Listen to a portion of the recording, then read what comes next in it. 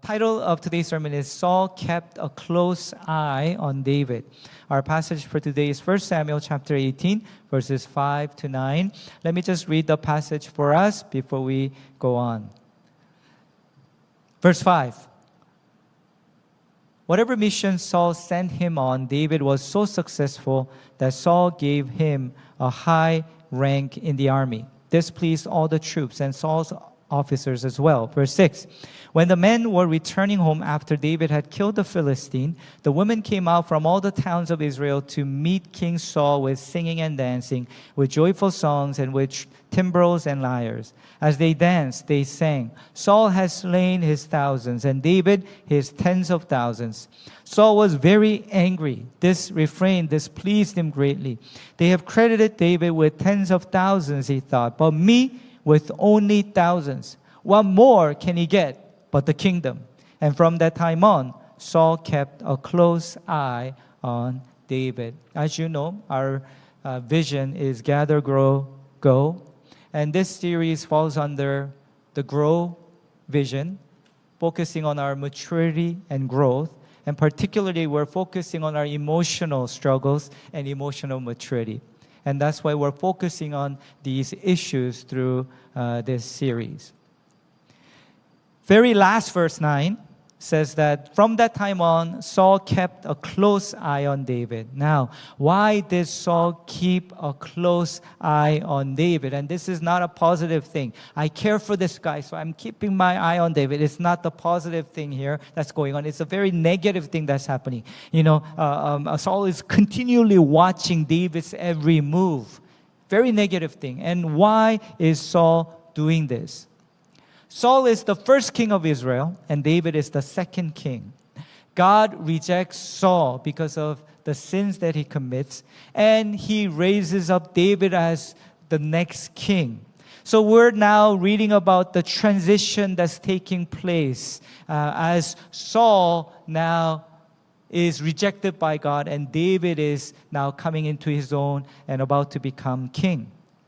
David comes onto the scene in chapter 16, where he is first anointed with oil to be the next king, while Saul is still king.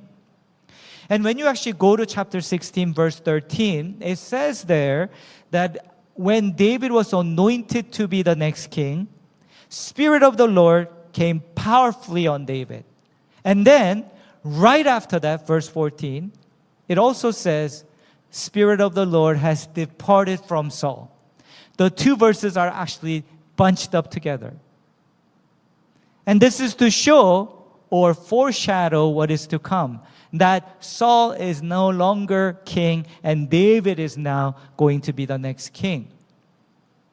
And then Saul and David crosses path as David is hired as Saul's harpist, musician, who played music for Saul because there in chapter 16 says that Saul was struggled with the evil spirit that affected him. So David is brought on and brought into the palace to use our today's term, music therapist for Saul whenever he goes through these moments of being attacked or affected by the evil spirits. And then what comes in chapter 17 is the famous story that you all know, David and Goliath story. David knocks down the Philistine giant with his slingshot. And you all know this story. And in today's passage, we see the women who are celebrating as David is returning with the soldiers. And these ladies are singing, celebrating the victory. But when you actually listen carefully to the lyrics of the song, it goes something like this. Saul has killed slain his thousands, David his tens of thousands. And hearing that, Saul gets angry. He's infuriated. Now, is this something that Saul should not have done? Meaning, get upset about this when he heard the lyrics to this song. What we need to remember is that emotion, again, this is an emotion, something that may well happen to all of us. Please tell me if you have never experienced envy or jealousy ever in your life. Didn't think so. See, this is something that happens to us, all of us too. When we come across our own Davids in our lives. The moment we come into this world, there's one reality which we all have to face from day one.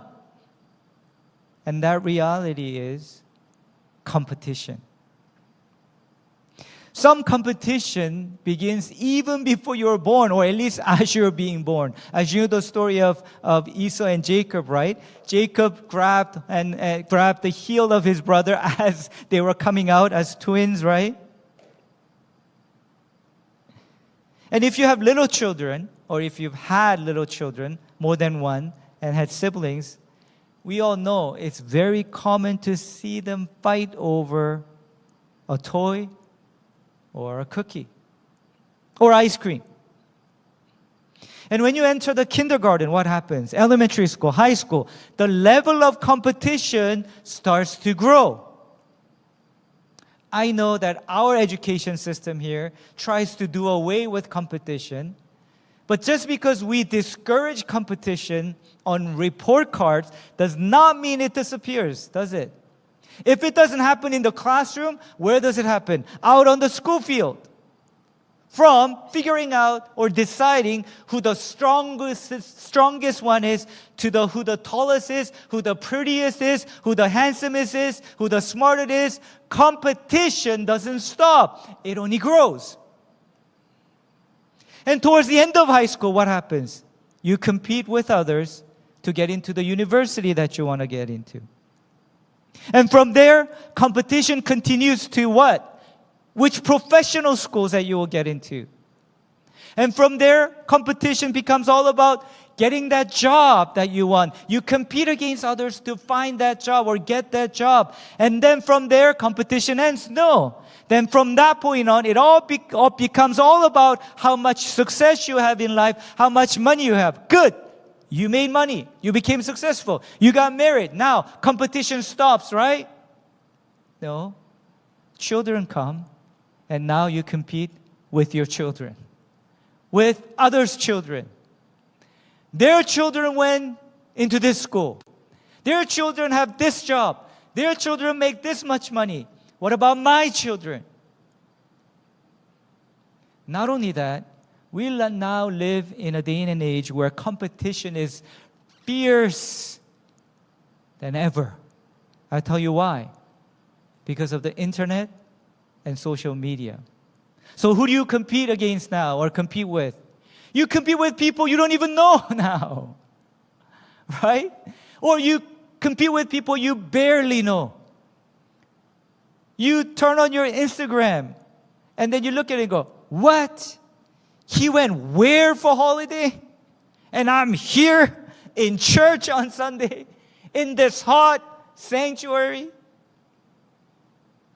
You know, even as preachers, 20 years ago, 30 years ago, all we had to compete was maybe compete against a few CDs and cassette tapes of sermons that were being circulated by church members. Now, all of us preachers, we compete, with all the preachers in the world.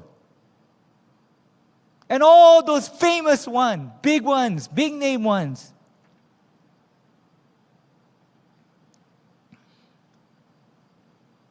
What about the church or within the church? Between the cell leaders, between ministries? What about between churches? You see, from the cradle to the grave, we live with competition. Saul may have thought that he didn't have any competition, and maybe that's why he was shocked. For a while, he didn't have any competition because he was at the top. But David comes along, and competition begins now. Everyone has their time. Time to enter, time to exit. You see, for Saul, time to exit was coming. And for David, time to enter was coming. Again, in the process, I don't think it was wrong for Saul to feel the way he did, or for us to feel the way we do when the Davids in our lives come along. But I think the problem is not that he felt those emotions, but what he does after. Again, verse 9. From that time on, Saul kept a close eye on David. Do you have a David in your life that you keep your close eye on? For Saul, when David came along, he started seeing David as his competitor. He started seeing David as his rival. And he even saw David as his enemy. And if you read his life, and we will do next week and on, from that point on, Saul's life becomes all about just going after David and somehow getting rid of him, killing him. He even throws a spear at David in the palace, and that will be the focus of next 2 weeks from now. So if you're like me, who face your Davids in your life, what can we do? First, we must accept it. That's how it goes. How many of you actually watched the Euro Cup this year that just wrapped up? Where's David? You did, right? Some of it at least. This is for you. Today, analogies and examples are all sports related. So for you, I remember 2018 World Cup in Russia, and I didn't get to watch all the games, but there's just one player that just stuck out, and I was like, who is this player that is so amazing? 2018, France won the World Cup. And his name was Mbappe. And he was so good. I'm like, who is this player that is so good? And you know how old he was in 2018? 19. And France won the World Cup. And he played a big part. And I was thinking, I don't know who that guy is, but that guy is good. Again, Euro comes along, Euro Cup. And I didn't see, any of the games fully, but I just saw highlights here and there. And then, even though I wasn't following it, I kept hearing about this player again and again throughout the whole tournament. And his name was Mbappe. You know what his name was? Lamine Yamal from Spain. 17 years old. Oh, sorry, Portugal. I don't know how they did, but no. Spain won. Are you guys, is Spain and Portugal considered rivals? Or are they friends? Support? No, we don't know. Anyway, and all I'm hearing about is this Yamal guy. And you know how old he is? 17. This is a reality. I know it's sports, so it happens faster, but this is the world we live in. We have our Mbappes lurking around. We have our Yamals that will always show up. 2018. It hasn't even been 10 years. And then Mbappe is taken over by this 17-year-old now. The first thing we have to do is with just the reality. We have to accept it. But we're talking about a story of two people. While Saul responded this way, if we use the language from last week's sermon, Saul reacted this way. There's another person who responds to David in different ways. And his name was Jonathan. Jonathan, Saul's son. And this is how he responds. David comes and defeats Goliath. And in chapter 18, before Saul starts keeping an eye on David, before that, in early part of chapter 18, this is what Jonathan does to David. Look at verse 3. And Jonathan made a covenant with David because he loved him as himself. Jonathan took off the robe he was wearing and gave it to David, along with his tunic and even his sword, his bow, and his belt. Jonathan gave David what he was wearing. Why is this significant? It's not because, oh, David, you must be cold. Can I give you my jacket? It's not one of these things. You're talking about Saul's son, who is a prince, next in line, taking his robe off and giving it to David to symbolically to show and say to David that you are going to be the next king, not me. And then Saul, Jonathan's father, is going after David, trying to kill David, but all along Jonathan he tries to protect David. And then when we get to chapter 20, verse 42, this is what he says. The Lord is witness between you and me, and between your descendants and my descendants forever. Then David left, and Jonathan went back to the town. And then Jonathan, also in chapter 23 of 1 Samuel, tells David this, verse 17. Don't be afraid, he said. My father Saul will not lay a hand on you. I'm going to protect you, Jonathan says. You will be King David over Israel, and I will be second to you. Why is this important and significant? If there's one person that should have been bothered by the rise of David, it's not Saul. Should have been Jonathan. Why? Because I'm the next king. And yet Jonathan responds differently.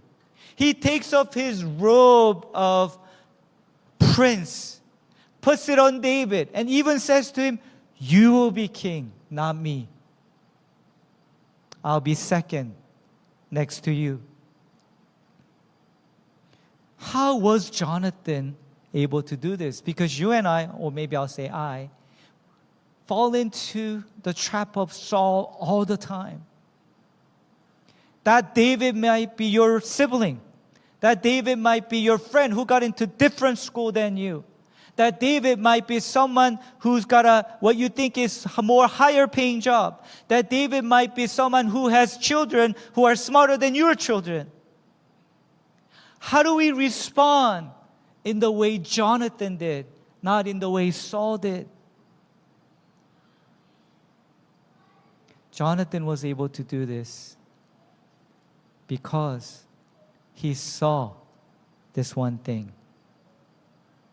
He saw God's kingdom in David. And he saw that they belonged to the same kingdom, and they were working for the same purposes and plans, and they were going to achieve the same goal, and they knew, or Jonathan knew, that he was serving the same master with David, as David. Who is that master? God in heaven. Today I said I'll talk about sports, and I'm going to talk about sports again because we had our tennis tournament too, so I'm going to talk about tennis now.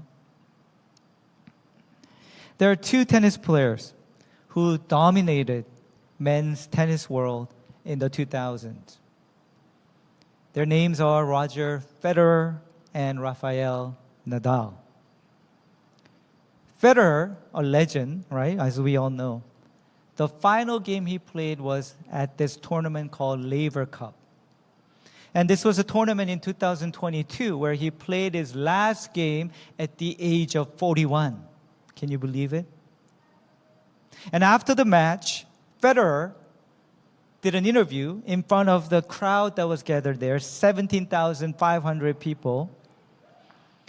The fans were there, and as he was doing the interview in front of them, he started just tearing up, and he started crying because he was overwhelmed with the emotion. And you could imagine, right? Like, this was his life, and now he's retiring. This was his final game that he had played. And as he was, doing his interview in tears, the camera shifted to another person, and that's where I was surprised to see, because as the cameras shifted, you saw Nadal sitting on his chair crying too. That's what caught my attention. Why? Because starting with their first match in Miami in 2004, where they played their first game against each other, all the way to 2022, they faced each other 40 times. And of their 40 matches that they played against each other, I think Federer won like maybe 24 and Nadal won the rest. So it's almost like half and half. So these are two rivals we're talking about here. And their rivalry in tennis world is considered one of the greatest in the history of the sport. And as Federer is giving his last interview and crying, why is Nadal crying?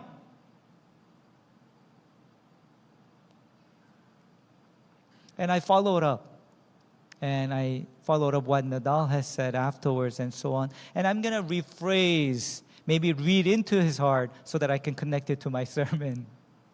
But I think why Nadal cried, even though his rival is retiring, is not because, good, now I have a better chance of winning the tournament in the future.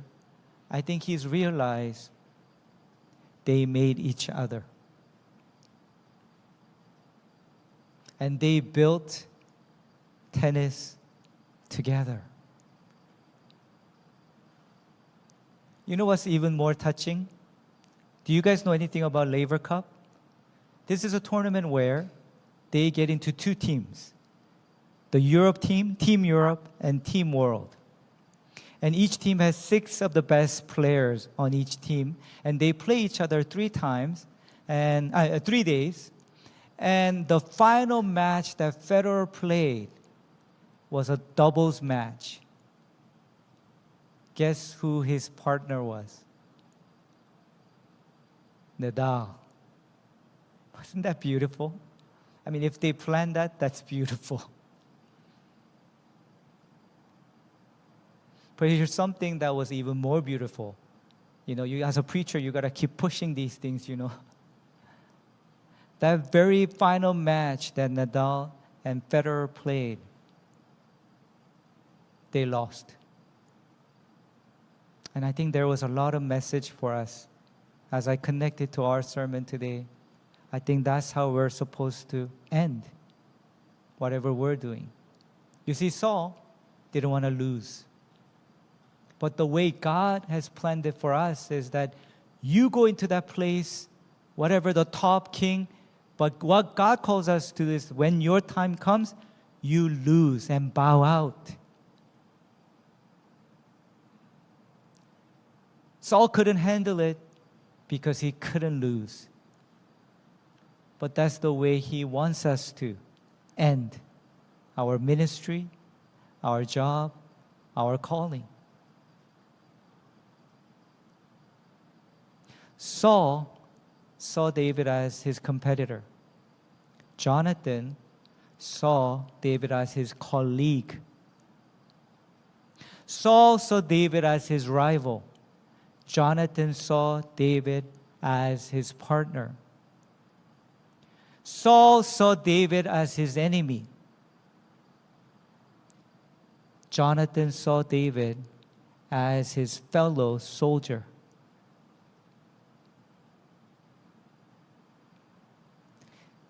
In the church, sometimes we see each other and one another as competitors.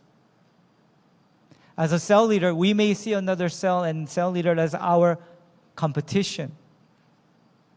But you got to remember, when you step back and see it, we are actually on the same team, and this is how it works. If the other cell is doing really well, and then the word gets out that One Hope has a great cell church ministry, and because of that, they come to our church, new believer walks in, you know what? That new believer may go to your cell. You see, this is God's way. But we keep seeing each other as competition. There's none of you like that here. When One Hope first began, as you know, KC is much bigger than EC. So, I would hear these couple of words, spoken to me and saying, you favor KC or like KC, doing, you know what? So many of you are here because of KC. You see, this is God's way. Yeah, but this doesn't happen in business world. No, it does. How many of you remember when just bubble tea took over Vancouver? Or maybe you were a little kid, I don't know, but maybe in my high school, university, bubble tea just took over the city.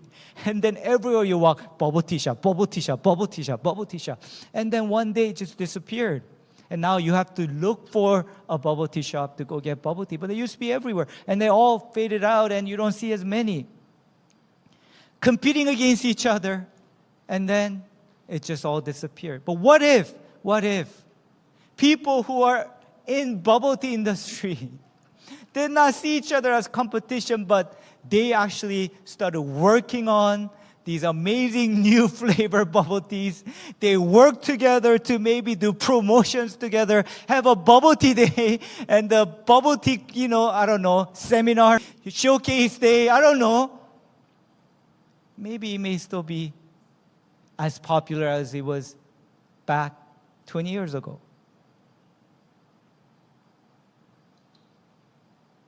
Sometimes competition overwhelms us. And those in the same industry, same jobs, same type of ministry, become our competitors and rivals. But step back and see. They are actually your colleagues and partners, and you build your industry together. But how can I not see them as my competition? Pastor Daniel, you're only in the church. You are naive. It's make it or break it world. If I don't win out, I get kicked out of my industry.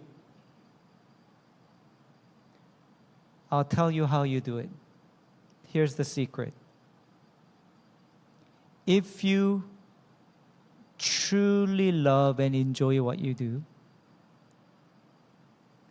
then you will not see them as your competitors. If you truly love what you do, you're passionate about it, you know you're called to do it. If you find someone who's better than you, you know what you will do? You want to make him or her your teacher. Let me tell you why you feel like they're your competition. And here we'll have to be very honest about ourselves. It's because you're there for the money. That's why. You're there for the money. That's why they're your competition. Because if you don't win out or win, and they win, then you won't make the money you need to make through your job. But you know what? You do it with passion. You do it because you enjoy it. You want to just get better at it because that's what you're called to do. You know what will happen? You'll begin to see that you're becoming a craftsman.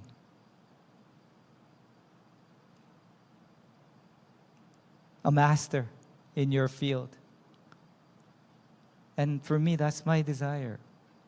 I'm still so far away and long ways from it.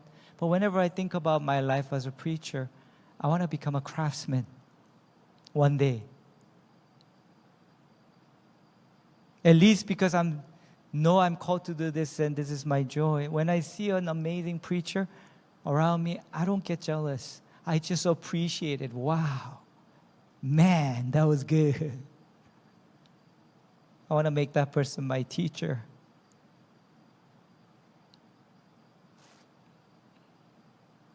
Did you know that King Saul gave his clothes to David as well? We won't read the passage. But before David went to fight Goliath, Saul actually gives him his armor. Now, Saul gave his armor to David too. No, but this is different. Because what Saul is doing is, Saul was avoiding the armor of his own calling and responsibility.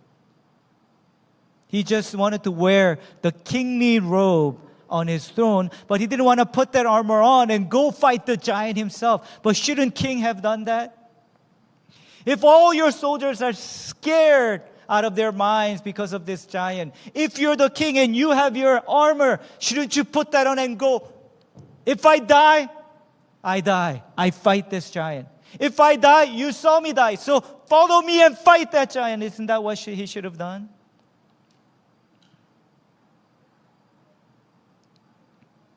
I told you that we have to accept our Davids. But I'm not talking about doing what Saul did here. Because my tendency is to actually be like that. What I mean is, for me, I said you have to accept your Davids. For me, I accept it too quickly.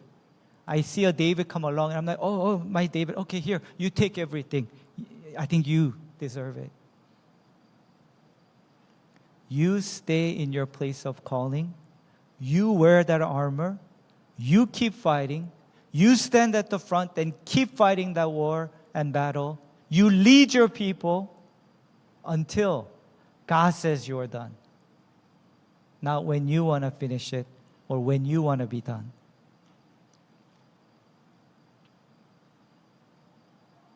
So here's our takeaway. When your David comes along in your life, do not compete against each other, but fight together for God's kingdom. And in your jobs, try what Jonathan did. Everyone at your work is competing. Dog eat dog world, right? And you're like just always, backbiting each other, gossiping so that you just get ahead. But you be the one to be Jonathan and see what happens. Maybe some will start to think, oh, he must have actually another plan hidden behind his back. But then pretty soon, maybe in time, they'll be like, why do you do this? And then you tell them, it's because we're on the same team. I think you deserve this promotion. You take it. I think you are better at this than I am. When you do that, God will give you your thing. You'll have your chance. You'll have your opportunity. There will be time for you to be that king that He has called you to be. So as the praise team is coming back up, I want to just ask us one more time, who is your David in your life that's come along and you're constantly keeping your eye on that David, comparing yourself to that person, competing against that person, and you're miserable because you feel like you're not as worthy as that David, and you're miserable. Well, let's ask God to surrender and give that heart to Him. Christ be magnified, as the song says, because it's all about Christ being magnified, not me being magnified. If I see Christ in that person, in that David, let me celebrate that, God, for your name.